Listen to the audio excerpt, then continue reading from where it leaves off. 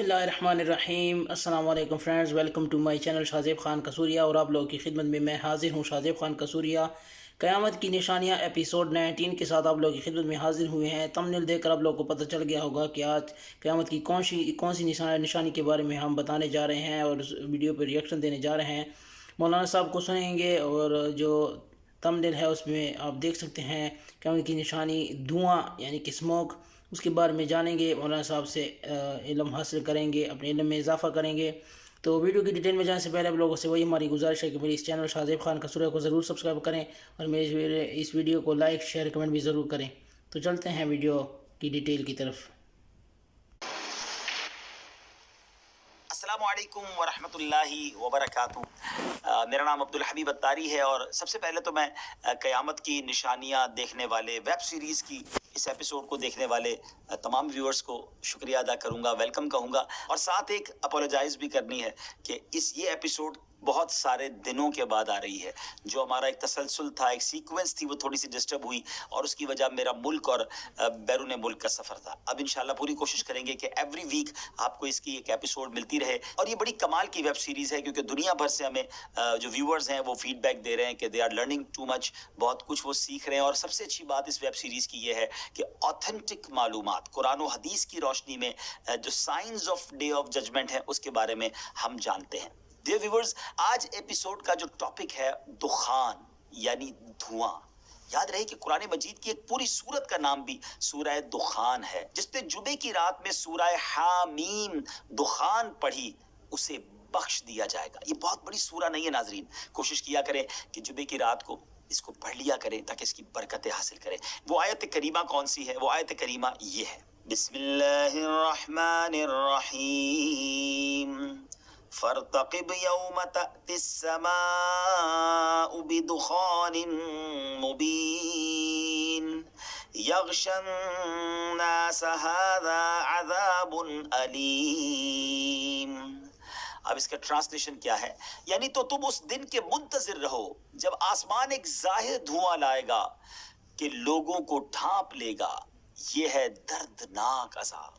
اس آیت کا back ground کچھ یوں ہے، جب تاجدار رسالت صلی اللہ تعالی علیہ وآلہ وسلم کفار کو اسلام کی دعوت دیتے تو کفار قریش آپ کو جھٹلاتے، آپ کی نافرمانی کرتے اور آپ کا مذاق اڑاتے۔ یہ سلسلہ جب بڑھتا ہی چلا گیا تو ایک بار اسی وجہ سے نبی پاک علیہ الصلوۃ والسلام نے ان کفار کے خلاف دعا کی کہ یا رب انہیں ایسے 7 سالہ قحط کی مصیبت میں مبتلا کر جیسا تو نے 7 سال کا قحط حضرت یوسف علیہ الصلوۃ والسلام کے زمانے میں بھیجا تھا۔ یہ دعا قبول ہوئی، اور سرکار دو عالم علیہ الصلوۃ والسلام سے ارشاد فرمایا گیا کہ اے حبیب علیہ الصلوۃ والسلام، آپ ان کافروں کے لیے اس دن منتظر رہو جب آسمان ایک ظاہر دھواں لائے گا جو لوگوں کو ڈھانپ لے گا۔ چنانچہ قریش پر قحط سالی آئی اور یہاں تک 7 سال گزر گئے۔ قحط سالی اس کی اتنی شدت سے ہوئی کہ وہ لوگ مردار کھانے پر مجبور ہو گئے اور بھوک کی بے تابی سے ہڈیاں تک چبا گئے۔ بھوک سے اس حال کو پہنچ گئے کہ جب اوپر کو نظر اٹھاتے اور آسمان کی طرف دیکھتے تو ان کو دھواں ہی دھواں معلوم ہوتا۔ یعنی ایک تو کمزوری کی وجہ سے انہیں نگاہوں کے سامنے اندھیرا محسوس ہوتا، اور دوسرا قحط سے زمین خشک ہو چکی تھی، اور اس سے مٹی اڑنے کی وجہ سے کفار کو آسمان دھوئیں کی طرح محسوس ہوتا۔ جب ان کی حالت بہت زیادہ بری ہو گئی اور بات ان کی برداشت سے باہر جا چکی تو ابو سفیان جو ان کفار کی طرف سے نبی پاک علیہ الصلوۃ والسلام کی خدمت میں حاضر ہوئے اور عرض کی کہ کیا اب آپ اپنے خیال میں سب جہانوں کے لیے رحمت بنا کر نہیں بھیجے گئے؟ تاجدار رسالت علیہ الصلوۃ والسلام نے ارشاد فرمایا بے شک۔ تو پھر ابو سفیان نے کہا، جو اس وقت مسلمان نہیں ہوئے تھے، کہ قریش اپنے خلاف آپ علیہ الصلوۃ والسلام کی دعا سے اس حالت کو پہنچ گئے ہیں کہ قحط کی مصیبت میں مبتلا ہوئے، فاقوں سے تنگ آ گئے، لوگ بھوک کی بے تابی سے ہڈیاں چبا گئے اور مردار تک کھا گئے ہیں۔ میں آپ کو اللہ کی قسم دیتا ہوں اور قرابت کی، آپ اللہ سے دعا کیجئے کہ ہم سے اس قحط کو دور فرما دے۔ نبی پاک علیہ الصلوۃ والسلام نے دعا کی تو اس قحط سالی کا اختتام شروع ہوا اور کفار نے اس بلا سے رہائی حاصل کی۔ ہم اللہ تعالیٰ سے دعا کرتے ہیں کہ اس وقت بھی مسلمان کئی مصیبتوں میں پھنسے ہوئے ہیں، کرونا جیسی مصیبت اب بھی کہیں نہ کہیں سر اٹھا رہی ہے۔ رب کریم پیارے آقا علیہ الصلوۃ والسلام کی اس امت پر رحم فرمائے۔ نبی پاک رحمت للعالمین علیہ الصلوۃ والسلام کی برکت سے ساری دنیا سے ان وباؤں کو دور فرمائے۔ ناظرین، سورہ دخان کی اس آیت کریمہ میں لفظ دخان یعنی دھوئیں کے بارے میں کچھ مفسرین نے فرمایا کہ اس دھوئیں سے مراد یہ کفار قریش پر آنے والا دھواں ہے، اور کئی مفسرین کی رائے یہ ہے کہ سورہ دخان میں جس دھوئیں کا ذکر ہے اس سے مراد وہ دھواں ہے جو قیامت کے قریب ظاہر ہوگا، اس سے مشرق و مغرب بھر جائیں گے۔ یہ دھواں 40 دن اور 40 رات رہے گا۔ اس سے مومن کی حالت تو ایسے ہو جائے گی جیسے زکام ہوتا ہے، جبکہ کافر بدہوش ہو جائیں گے، ان کے نتنوں، کانوں اور بدن کے سوراخوں میں سے دھواں نکلے گا۔ علمان والحفیظ، ہماری آج کی ایپیسوڈ کا جو ٹاپک وہ یہی دھواں ہے، وہ حدیث پاک جس میں نبی پاک علیہ الصلوۃ والسلام نے قیامت کی 10 بڑی نشانیاں، the most biggest sign of the day of judgment بیان فرمائی، ان میں دھوئیں کو بھی ذکر فرمایا ہے۔ چنانچہ حضرت حذیفہ بن اسید رضی اللہ تعالی عنہ فرماتے ہیں نبی پاک علیہ الصلوۃ والسلام ہمارے پاس اس دوران تشریف لائے جب ہم آپس میں گفتگو کر رہے تھے۔ آپ علیہ الصلوۃ والسلام نے ارشاد فرمایا کہ تم کیا باتیں کر رہے تھے؟ ہم نے عرض کی کہ قیامت کے بارے میں گفتگو کر رہے تھے۔ ارشاد فرمایا اس وقت تک قیامت نہیں آئے گی جب تک تم اس کے بارے میں 10 نشانیاں نہ دیکھ لو۔ نمبر 1 دھواں، نمبر 2 دجال، نمبر 3 دابۃ الارض، ایک عجیب و غریب شکل و صورت کا یہ جانور، اور یہ بیان بھی کر چکے ہیں اپنی قیامت کی نشانیوں میں۔ نمبر 4 سورج کا مغرب سے طلوع ہونا، یہ ایپیسوڈ بھی ہم کمپلیٹ کر چکے ہیں۔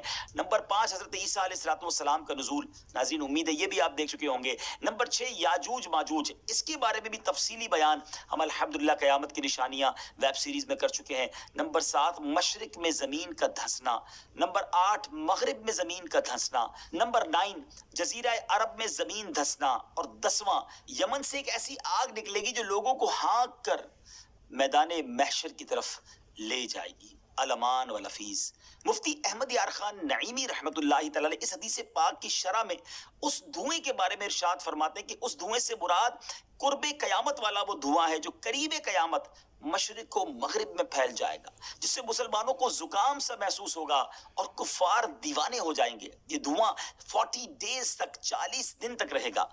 یہ ویورز، اب بات یہ رہی کہ یہ دھواں کس وقت ظاہر ہوگا، تو اس کے بارے میں علماء کرام فرماتے ہیں کہ یہ دھواں یاجوج ماجوج کے خاتمے کے بعد کسی وقت میں نکلے گا۔ اس وقت کفار بھی ہوں گے اور مسلمان بھی ہوں گے، مگر یہ دھواں اس خوشبودار بھینی بھیری ہوا سے پہلے ظاہر ہوگا جو قرب قیامت میں اللہ پاک کی طرف سے شام کی جانب سے ٹھنڈی ہوا چلے گی، اور اس سے کوئی مسلمان جس کے دل میں ذرہ برابر بھی ایمان ہوگا وہ باقی نہ رہے گا، اس کی روح قبض ہو جائے گی، سب کی ارواح قبض ہو جائیں گی، یہاں تک کہ کوئی بھی پہاڑ میں چھپا ہوا ہوگا تو بھی اس کی روح قبض ہو جائے گی۔ پھر زمین پر جو لوگ ہوں گے نا ناظرین، ان کے پرندوں جیسے ذہن ہو جائیں گے، درندوں جیسے خیالات ہو جائیں گے، نہ انہیں کوئی نیکی معلوم ہوگی اور نہ برائی۔ اس کے بعد پھر 40 برس کا زمانہ ایسا گزرے گا کہ اس میں سے کسی کے اولاد بھی نہ ہوگی، پھر 40 برس سے کم عمر کا کوئی آدمی اس دنیا میں نہ رہے گا، بس پھر صرف کفار ہی بچ جائیں گے، انہی پر قیامت قائم ہوگی، اور زمین پر ایک بار پھر بت پرستی کا دورہ ہو جائے گا، اور لوگ اپنے باطل خداؤں کی پرستش شروع کر دیں گے۔ اللہ کہنے والا اس کائنات میں کوئی نہ ہوگا۔ پھر ایک دن جب سب لوگ اپنے اپنے کاموں میں مصروف ہوں گے اور حضرت اسرافیل علیہ السلام کو سور پھونکنے کا حکم ہوگا، شروع میں سور کی آواز بہت لائٹ، بہت باریک ہوگی، مگر رفتہ رفتہ وہ بلند ہوتی جائے گی، لوگ کان لگا کر آواز سنیں گے اور بے ہوش ہو کر گر پڑیں گے اور پھر مر جائیں گے۔ آسمان، زمین، پہاڑ، یہاں تک کہ سور اور حضرت اسرافیل علیہ السلام، تمام ملائکہ فنا ہو جائیں گے۔ اس وقت سوا اس واحد حقیقی کے کوئی نہ ہوگا۔ اس وقت اللہ تبارک و تعالی ارشاد فرمائے گا، اللہ اکبر، اس فرمان کی جلالت کو ذرا محسوس کیجئے گا۔ ارشاد ہوگا لمن الملک اليوم، آج کس کی بادشاہت ہے؟ کہاں ہے جبارین؟ کہاں ہے تکبر کرنے والے متکبرین؟ مگر کون ہوگا جو جواب دے گا؟ پھر خود ہی اللہ تبارک و تعالیٰ گویا ارشاد فرمائے گا للہ الواحد القہار، صرف اللہ واحد قہار کی سلطنت ہے۔ پھر جب اللہ تعالیٰ چاہے گا حضرت اسرافیل علیہ السلام کو دوبارہ زندہ فرمائے گا اور سور کو پیدا کر کے دوبارہ پھونکنے کا حکم دے گا۔ سور پھونکتے ہی تمام اولین و آخرین، ملائکہ، انس و جن اور حیوانات زندہ ہو جائیں گے۔ सुबहान अल्लाह। सबसे पहले हमारे आका अलैहिस्सलाम अपनी कब्र अनवर से इस तरह बरामद होंगे कि दाहिने हाथ में, राइट हैंड में सैयदुना सिद्दीक अकबर रदी अल्लाह तआला अन्हु का हाथ होगा, बाएं हाथ में फारूक आजम रदी अल्लाह तआला अन्हु का हाथ होगा। फिर मक्का मुअज़्ज़मा और मदीना तैयबा के जो कब्रिस्तान है, जन्नतुल बकी और जन्नतुल बाला में जितने मुसलमान दफन होंगे सबको अपने साथ लेकर मैदान हशर में तशरीफ ले जाएंगे और क़यामत कायम हो जाएगी और सब लोग अल्लाह के हुजूर मैदान महशर में हिसाब व किताब पेश करने के लिए हाजिर हो जाएंगे। अल्लाह अकबर। ये था आज का एपिसोड। हाँ तो दोस्तों, मुझे उम्मीद है कि आप लोगों को ये वीडियो बड़ी पसंद आई होगी। मौलाना साहब ने बहुत ज़बरदस्त बयान इरशाद फरमाया, हमारे इल्म में इजाफ़ा हुआ। तो इंशाल्लाह एक नए एपिसोड लेकर आप लोग की खिदमत में हाज़िर होंगे। तो तब तक के लिए वस्सलाम।